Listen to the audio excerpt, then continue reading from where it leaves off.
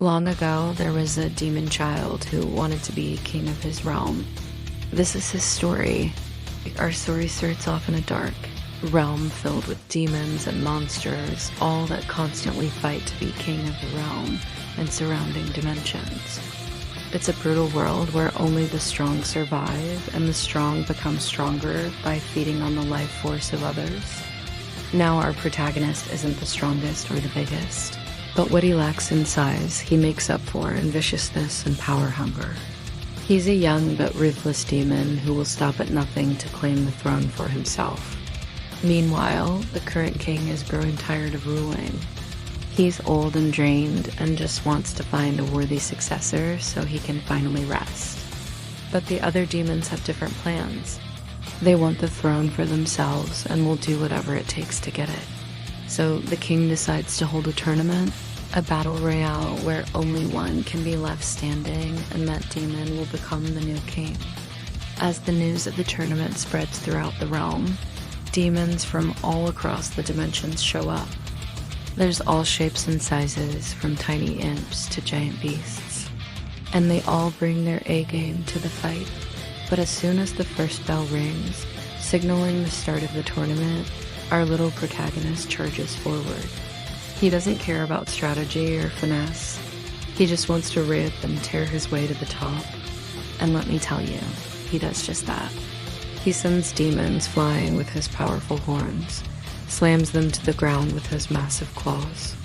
And when he takes down a particularly nasty hellhound, he even uses its own fiery breath against it, turning the beast's final moments into a crispy roast. The other demons are shocked by this display of power and cunning, and they quickly start to fall in line, forced to bow to him as their new king as he takes his seat on his dark throne in this hell-like dimension. He surveys his new domain with a mixture of pride and boredom. Being king of this pathetic excuse for a dimension is hardly what he had in mind when he was younger. Sure, there's plenty of demons and monsters to feast on, but where are the challenges? Where are the worthy opponents? This place is a backwater. He wants more. He wants to rule a galaxy, an entire universe, if he can find it. But first, he needs to deal with the other demons.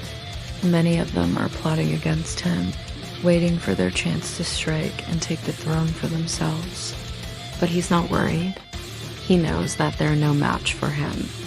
He's too powerful, too cunning, and besides, he has something else up his sleeve that'll make sure no one ever challenges him again.